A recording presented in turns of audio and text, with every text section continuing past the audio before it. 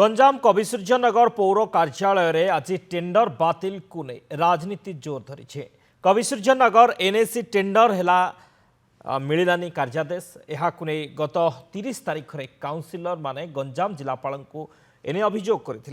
यार सुफल न मिलू आज कविसूर्यनगर एनएसी रे ताला पकाई प्रतिवाद जनाई काउंसिलर कविसूर्यनगर एनएसी रे नवा सरकार आसिबा परे सहर विकास रे बाधा उपजिछि सहर रास्ता घाट गुड़िक भांगी रुझी जा बेले ठिकादार को कार्यादेश न मिलू काउंसिलर माने जनसाधारण आक्रोश शिकार होता अभियोग कर आगामी दिन में कविसूर्यनगर एनएसी समस्या समाधान नहले राजरास्ता को आसवे बोली काउंसिलर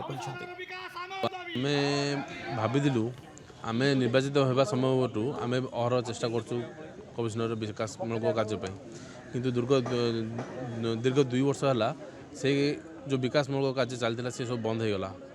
जो कि सहरवासी समस्ते आम उपर भी विरक्त होती कहीं आम कार्य कर पानु पौर परिषद गोटे काउंसिल अच्छी काउंसिल निष्पत्ति प्रकार रेजुलेशन प्रकार कार्यनिर्वाही अधिकारी एठी सहर विकास पाई टेंडर बाहर करथांती सेहीपरि 19/3/2026 तारीख दिन टेंडर बाहर करागला 2/4/2026 तारीख दिन ओपेन करागला से दिन ठारू आज पर्यंत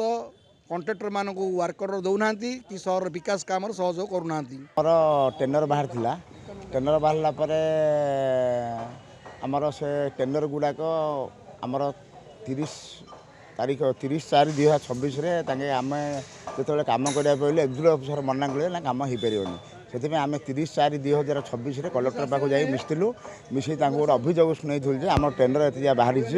आम कम करने को आमको दौना एक्जिक्यूटिव ऑफिसर ता समाधान हो पारानी से बोली आज आम एनएसी कार्यालय आम समस्ते एनएसी को स्ट्राइक करूँ एनएसी को ताला पकड़ आम बसु।